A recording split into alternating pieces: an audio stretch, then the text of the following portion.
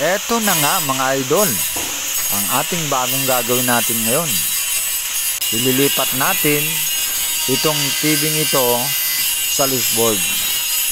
Tayo na nga po mga idol, samahan nyo ako sa ating gagawin. Eto na nga mga idol, matapos kong tanggalin yung lock sa likod nitong TV, ay binuhat ko na nga ito at ilalagay muna natin dito sa isang lamesa na medyo malayo doon sa ating gagawan. Kasi baka kung tamaan ng kung anong matigas na bagay yung screen, makasira tayo. Sigurado mga idol, bayaran. Naku po, yun ang iiwasan natin mga idol. Kung ang ginawa ay tinanggal ko na nga itong bracket ng TV.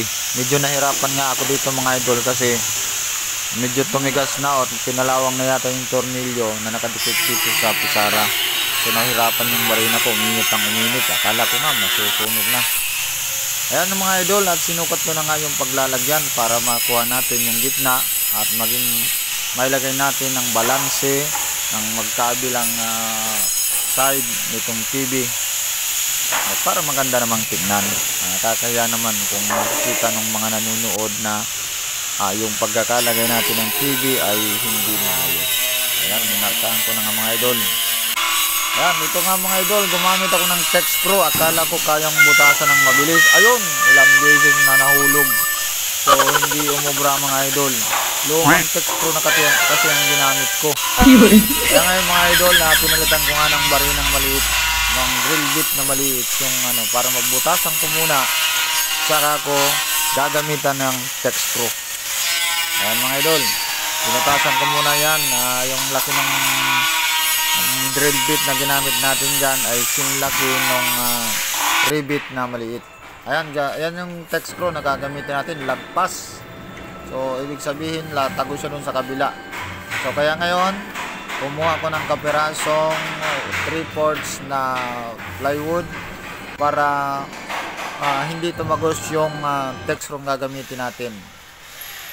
Ayan nga mga idol, at kinakabit ko na nga yung bracket doon sa tubular. Tubular kasi mga idol yung mahabang yan. Ayan, try natin kung sakto na ang TV. Op, yun.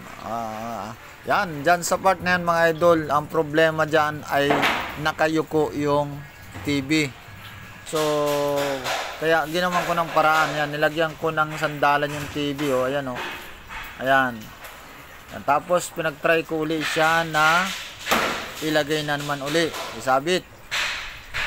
Ayan.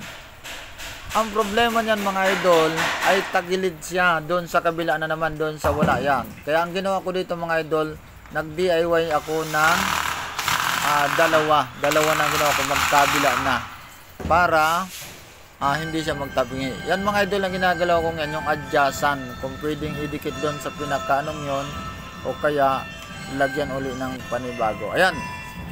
Ayan mga idol, final na. Ayan, ilasasabit na natin yung TV. Ayan. Okay, inayos ko na yung lock sa likod. Ayan.